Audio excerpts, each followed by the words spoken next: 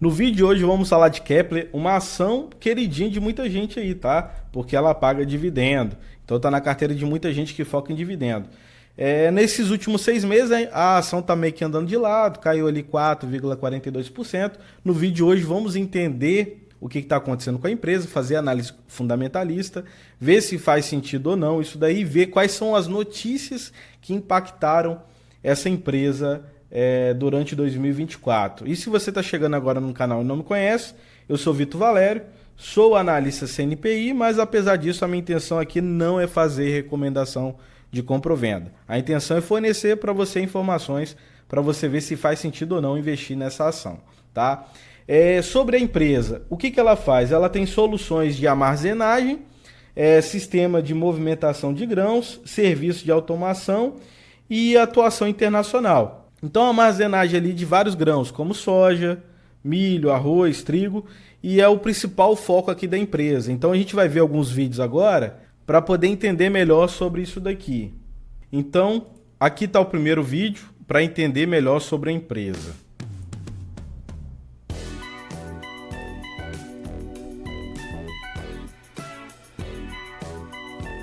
Ele está sem áudio mesmo, tá?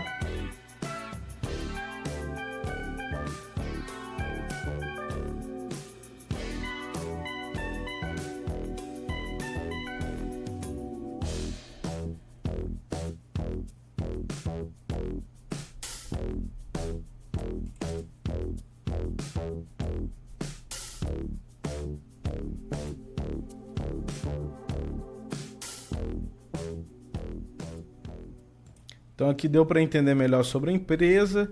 Agora a gente vai ver uma coisa falando sobre o vídeo de beneficiamento e armazenagem desses grãos.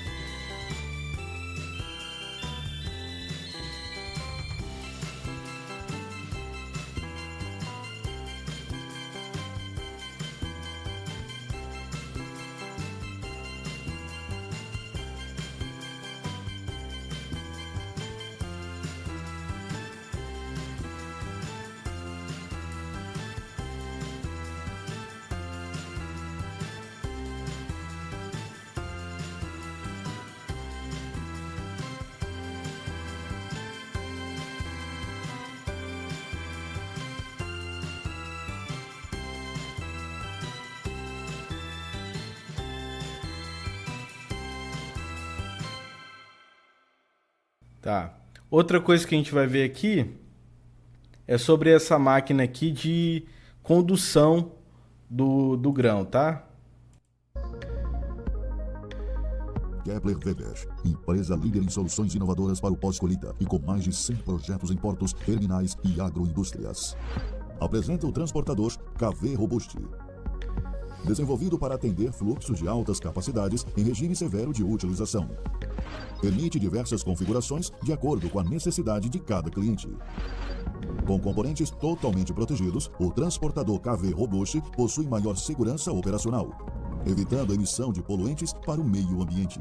Possui ramo de carga de rolos suspensos, rolamentos posicionados na parte externa e ramo retorno sobre placas de polietileno de alta densidade. Acoplado ao sistema de esticamento telescópico, o sistema de recarga é automático e desenvolvido para retornar ao leito de carga qualquer resíduo ou produto. O equipamento possui sensoriamento e pode ser monitorado através da conectividade com o portal KV Cloud Sync. Transportador KV Robust, mais uma solução premium Kepler Weber. Então deu para entender isso também. Outra coisa que a gente vai ver aqui é sobre o processo de pré-limpeza de grãos.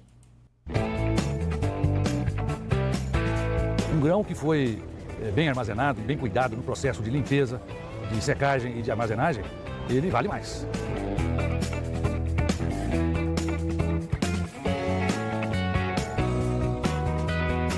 Nós viemos desde o ano passado trabalhando com armazenagem inteligente, que é uma armazenagem onde os controles que existem dentro da unidade permitem que o grão seja entregue ao consumidor final, seja uma trading, seja uma indústria, nas melhores condições possíveis. Antes de destinar os grãos para os silos de armazenagem, é necessário retirar o máximo de teor de impurezas para que não haja problemas que comprometam a qualidade do produto. Para essa função, a Kepler possui em seu portfólio uma vasta linha de máquinas de pré-limpeza e limpeza. Possuímos em nosso portfólio as máquinas fechadas, que são projetadas para uma operação limpa e segura, também garantindo uma alta eficiência através da câmara de aspiração e o sistema oscilatório de peneiramento. Dentro dessa linha de máquinas de pré-limpeza, a Kepler tem a máquina rotativa, que é uma novidade no mercado, projetada para as mais severas condições de impureza, especialmente no caso do soja, que é colhido em muitos momentos com alto teor de vagens. A Kepler tem o que é de melhor para proporcionar a qualidade final do seu produto.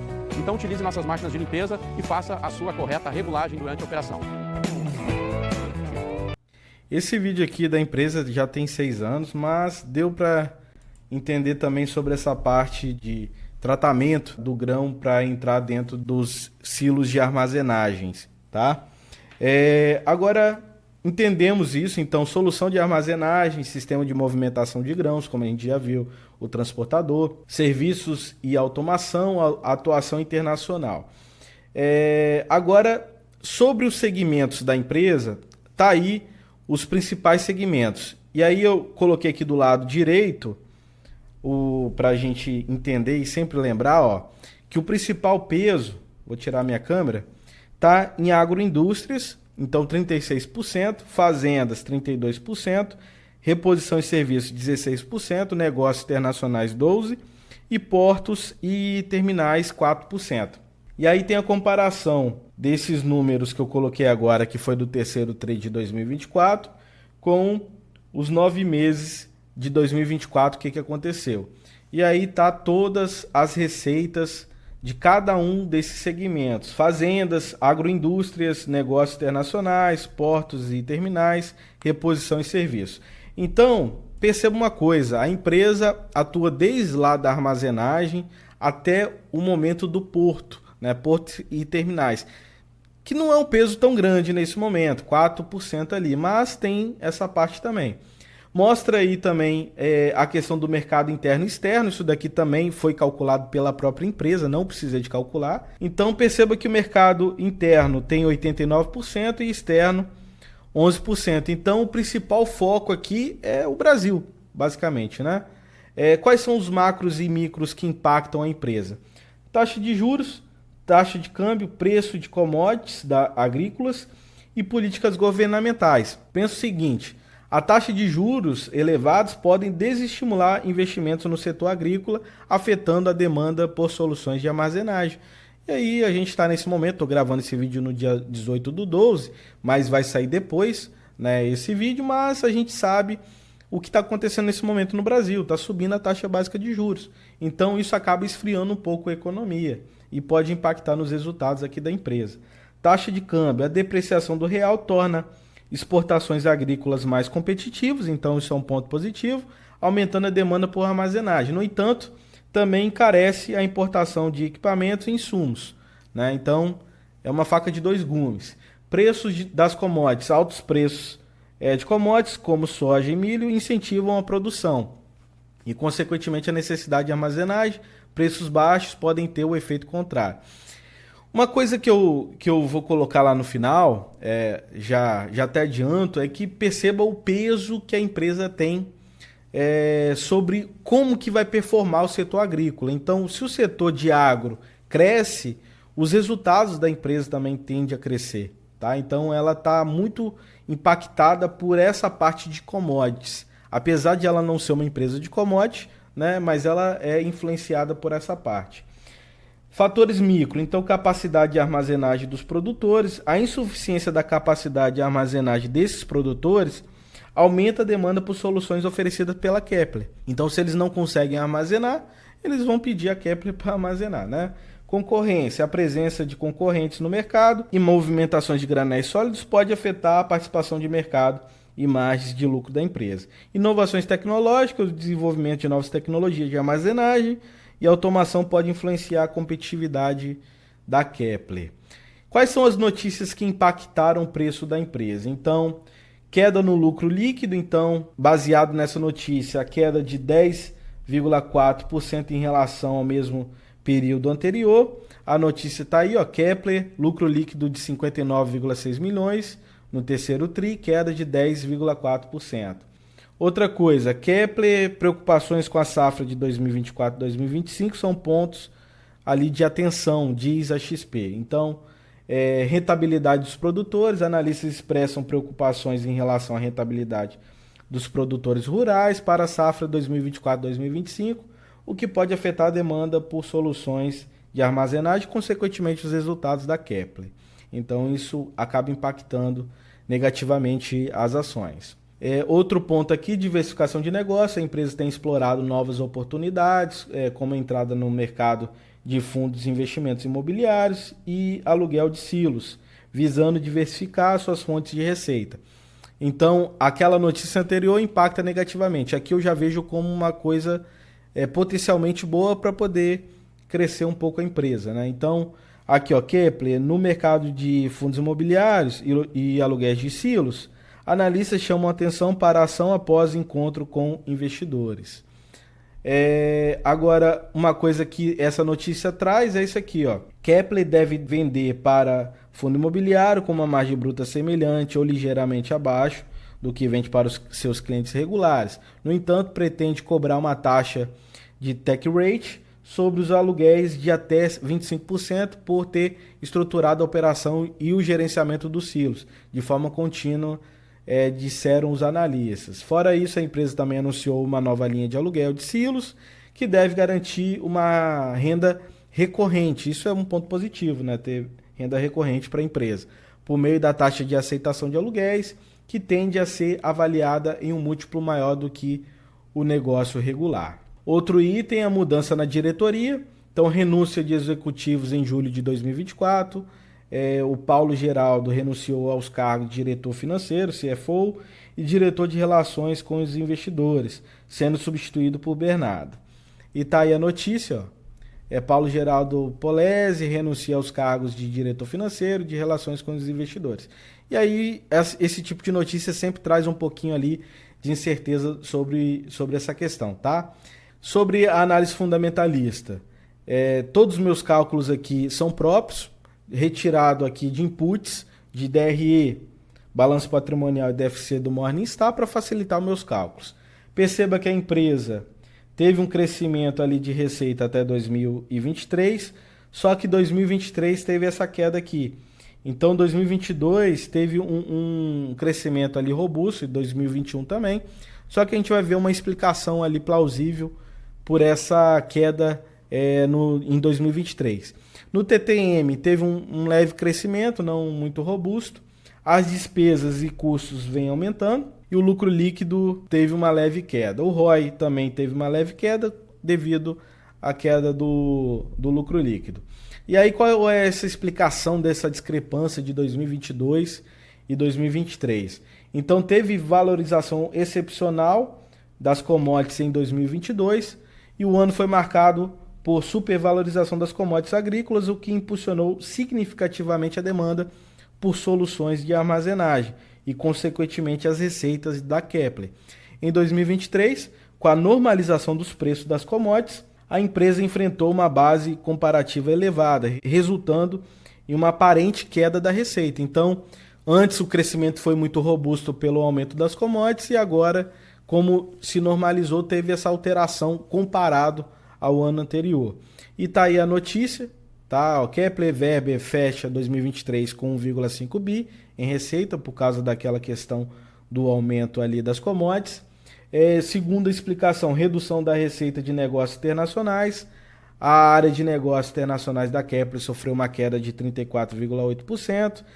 na receita em 2023, totalizando 111,3 milhões, em comparação aos 170 ali de 2022. Essa redução é atribuída principalmente pela crise hídrica, que afetou países como Paraguai e Uruguai, principais mercados de exportação. Outra coisa que aconteceu, o impacto na taxa de juros elevados. As altas taxas de juros durante 2023 afetaram negativamente o setor agrícola, reduzindo a capacidade de investimento dos produtores rurais em infraestrutura e armazenagem. E tá aí a notícia, a Kepler tem baixa de 45,3% no lucro no primeiro TRI de 2023 para 51,2%. Retração também na renda do produtor rural, a combinação dos custos elevados de produção e preço mais baixo das commodities resultou em uma redução na renda de produtores rurais e desafios operacionais e logísticos. Ou seja, tudo isso fez essa receita agora ter uma queda em relação a 2022, tá? Em comparação ali. Sobre a questão da dívida líquida, é uma dívida líquida negativa, então eu vejo como positivo. A empresa tem mais caixa do que dívida bruta e o indicador dívida líquida sobre EBITDA consequentemente fica negativo porque a dívida líquida é negativa, então mostrando que a empresa não está tão alavancada. Sobre endividamento, 29% em uns quebrados ali de endividamento financeiro, quase 30%, então eu vejo isso como moderado abaixo. E a empresa cobre 12 vezes com o seu EBIT a despesa financeira, então mostrando também que a empresa não está tão alavancada assim e está conseguindo cobrir tudo isso. Os indicadores de liquidez todos bons, bem acima de 1, então tanto a corrente quanto a seca quanto a geral, mostrando que a empresa consegue honrar com seus compromissos de curto, médio e longo prazo. Então também outro ponto positivo aqui da empresa. Sobre as margens, uma margem bruta boa, margem operacional ali de mediana para boa e margem líquida de mediana para boa. Então, assim, considero como margens boas no geral aqui da empresa. Sobre os giros, a empresa possui um ciclo de caixa de 51 dias, mostrando ali que pressionaria um pouquinho o capital de giro no curto prazo, né? De acordo com esse indicador, pode ser que pressione o capital de giro em alguns momentos, então sempre é um ponto de alarme. Mas a empresa, como eu falei, tem baixa alavancagem, baixo endividamento, liquidez boa. Então, apesar desse indicador aqui ter um ciclo de caixa um pouco mais longo, no geral a empresa está saudável, tá? O ROI é excepcional, 32%, teve maior anteriormente, mas eu vejo como um retorno bom. Agora sobre os destaques que teve no ITR do terceiro TRI de 2024. Coloquei aqui do lado aqui sempre o quadrinho para a gente sempre olhar, porque eu vou falar de cada um desses setores aqui. O primeiro setor que a gente vai falar é de agro, indústrias. Então, crescimento regional, investimentos fortes em agroindústrias ali do sul, após anos de adversidades, grandes projetos relacionados aqui com foco em cooperativas e moinhos de trigo no Paraná e em Minas Gerais, oportunidades futuras, expansão no setor de etanol de milho, fortalecendo a cadeia produtiva. Então, a gente falou dessa parte aqui, que representa o grande peso na empresa. O segundo peso a gente falou, fazendas, então a gente vai falar dela agora. O que eles colocaram lá no ITR? Então, sazonalidade, ciclo anual de vendas. O terceiro TRI é historicamente o pico do ciclo anual de vendas, justificando o crescimento ali de 36,8% em relação ao segundo TRI de 2024. Impacto climático e geográfico, melhoria nas condições climáticas no sul do Brasil, com entregas estratégicas no centro-oeste e norte. Vendas significativas no terceiro TRI de 2024, então projetos importantes somando ali 72,1 milhões, impulsionando o faturamento do futuro. Então a gente falou agora de fazendas, vamos para o terceiro, que é reposição em serviço. O que eles colocaram? Contribuição da Procer, participação significativa no acumulado de 2024, com crescimento de quase 70% em relação a 2023, automação, inovação e desenvolvimento de soluções avançadas para os clientes. Agora o quarto ponto aqui, que é negócios internacionais. Expansão geográfica, fortalecimento em países consolidados como o Paraguai e Uruguai, avanço em mercados novos como a América Central e Ásia, foco estratégico, incremento na receita com cerealistas e agroindústrias, somando 36,5 milhões em vendas, tá?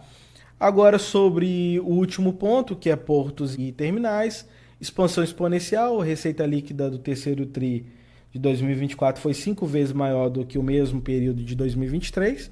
Demanda por soluções logísticas, aumento da capacidade em portos e terminais para atender a crescente demanda, tá?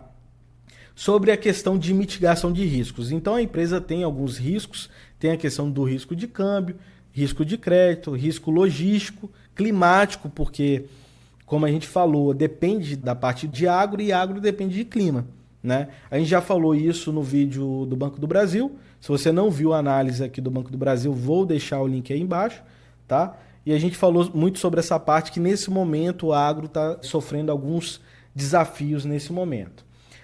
Sobre a questão de câmbio, como é que eles pretendem mitigar isso daí? Então, a atuação em mercados internacionais expõe a riscos cambiais mitigados por estratégia de hedge. Então, eles fazem hedge para poder mitigar isso. Sobre a questão do crédito, baixa inadimplência histórica, reforçando a resiliência financeira da empresa. Então, significa o quê? Que os clientes dela não estão deixando de pagar. E isso é um ponto positivo, mostrando a resiliência ali financeira na empresa. Riscos operacionais, a parte logística, crescimentos em portos e terminais, reduz a vulnerabilidade logística. Então, o que eles estão falando é que eles estão tentando expandir essa parte para poder reduzir ali o risco logístico. Climático, mitigação através de diversificação regional e parcerias estratégicas, como a gente falou ali, da parte cooperativa, tudo mais que a empresa está focando ali no sul. Outra coisa agora, sobre a call de resultados.